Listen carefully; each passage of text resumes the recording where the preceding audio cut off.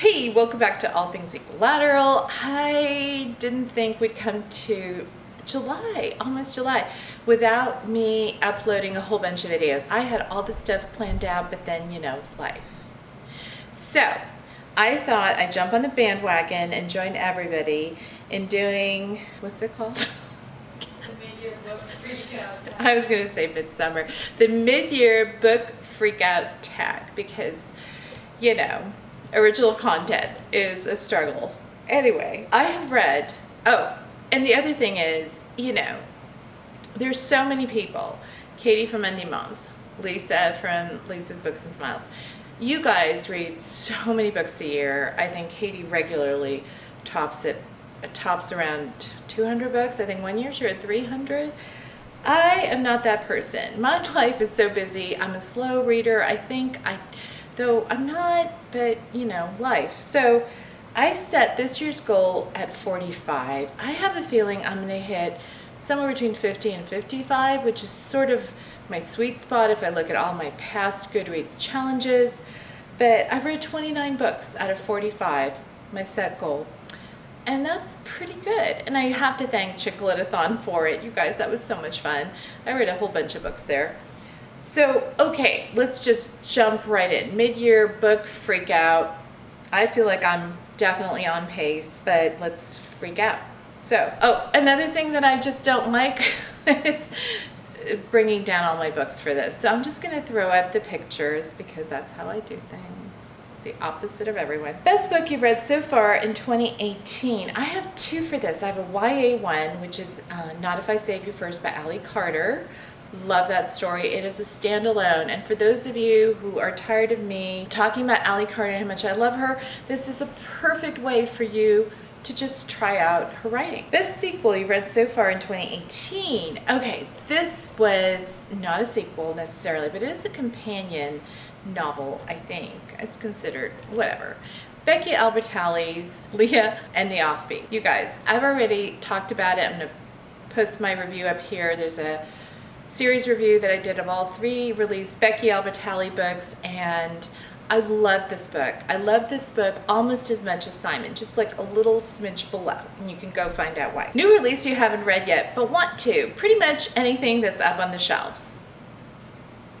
For real. Like, there are so many new releases that have just come out in the last couple of months, and life has been so busy that I haven't had a chance to read them. So let me just think of one. Here's one from my June book haul. Lifelike by Jay Kristoff. Does that work? Yeah. It's Jay writing, I think it's Outer Space again, and it says it's Romeo and Juliet meets Mad Max meets X-Men with a little bit of Blade Runner cheering from the sidelines. If you know me, you know this is right up my alley. Most anticipated release for the second half of the year. If I don't mention this, I would not be a Monday mom. Queen of Air and Darkness by Cassandra Clare. I can't even wait. I think the release date is December. I say looking at Kat. Oh my gosh. December! It's going to be the 12th month of the year, and I'm dying for this book right now. Biggest disappointment. Actually, this year so far, I have had not one, not two, but 3 books that I have DNF'd. And I don't even want to talk about them. But let me talk about 3 books that were truly disappointments that I did read and I was disappointed by. My Oxford Year by Julia Whelan. I think Bookables just put up a review of it, and she said that it's compared to Me Before You. I wish I had known that when I picked it up, because I would not have picked it up, given, just that storyline. No, not for me, not at this point in my life, maybe not ever. But I didn't anticipate, I thought it was going to be a chick lit story about a girl who gets the Fulbright scholarship and goes off to Oxford, and it's all like fun and British, and she meets this professor, and it's adorable, and it's like a rom-com. Oh, wrong, not a rom-com. It takes a turn into Me Before You land, and it stays there. And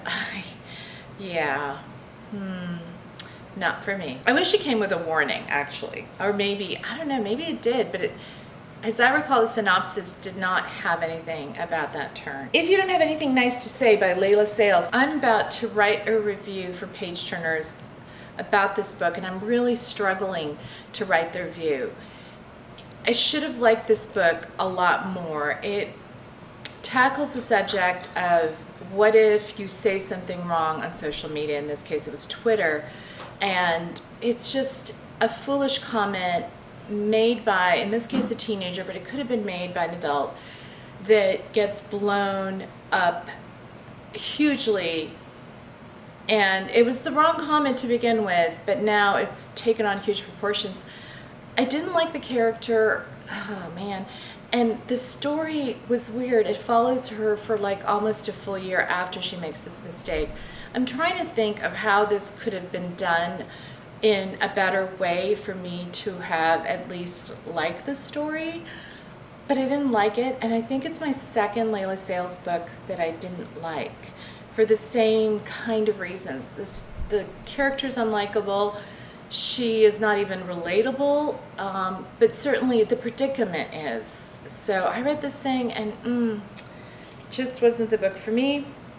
And then the last book, you guys know, because I've complained about this book, Fragments of the Lost by Megan Miranda. I went in thinking it was a thriller, and I pretty much checked out from page one when the mother of the ex-boyfriend, who has passed away in a tragic accident, makes the girlfriend, that's our protagonist, clean out his room. It is weird.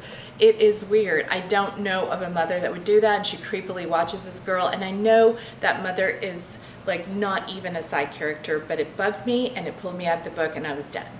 Do you ever do that? Is it just me? Probably just me. Biggest surprise, this one. Okay, so Pleasant Things, Nevermore by Jessica Townsend. Middle grade, fantasy, all sorts of adorable. I keep telling everyone to read this book, even if you don't read middle grade. I'm gonna do something that I said I wasn't gonna do. This is the UK edition. You guys, the cover is gorgeous. Even the US edition has a gorgeous cover with these kids with umbrellas. They play a significant role. It is enchanting. It is whimsical.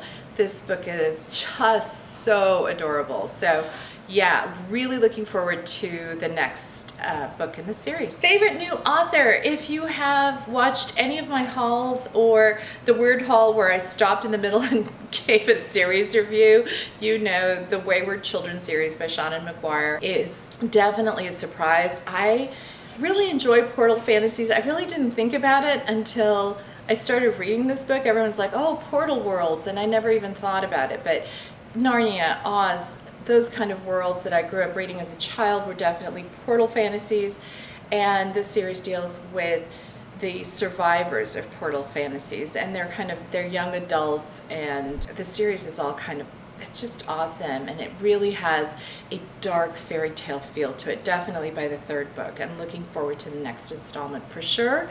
The other author that's new to me is Paige Toon, and British chick lit is a sweet spot of mine, and her books are really well done. They have the right amount of just fluffiness, and yet there's always a slightly deeper level, and that's just so good when it comes to chick lit. Newest fictional crush. You guys, I'm old and I'm a mom, but I do have fictional crushes. Just ask my kids, they'll say Mr. Darcy. All three of them, if they were here right now, would answer that question perfectly. But newest fictional crush, I don't know. I don't really have a newest fictional crush per se. I haven't read a really swoon-worthy book yet. I'm looking forward to Queen of Air and Darkness. You know that's full of swoonage, but yeah. Tales from the Shadow Market, Cassandra Clare, Sarah Reese Brennan, Maureen Johnson, and Kelly Link. I believe I have all the authors. The first two stories just took me to a character that I love so dearly. You guys might know him as Brother Zachariah. Some of you that have read Infernal Devices, I'm trying not to spoil anything, but y'all know I do anyway, know him by another name. He's back. I know it's not new, but he's so swoon-worthy, you guys.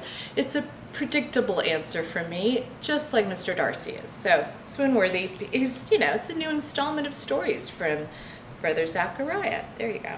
Newest favorite character. I'm going to go completely in a different direction and say Justice McAllister from Dear Martin. I encourage everyone to read this book about a young man in a privileged school, like prep school. He comes from a very different world than most of his prep school friends.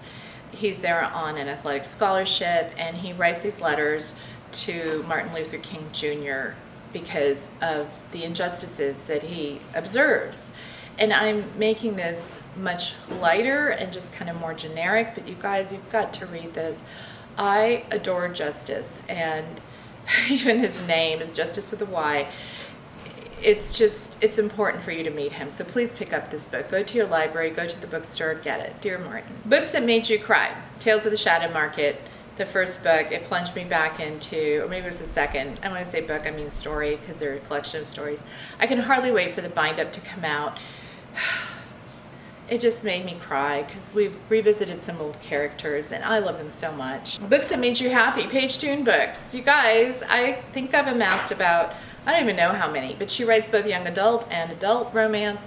She's just fabulous, and please go out and check out a Pagetoon book. Most beautiful book you've received so far this year or bought. In my case, it's bought. And some of you, again, I'm breaking the rule of like, I'm just gonna throw up the picture because it's so pretty.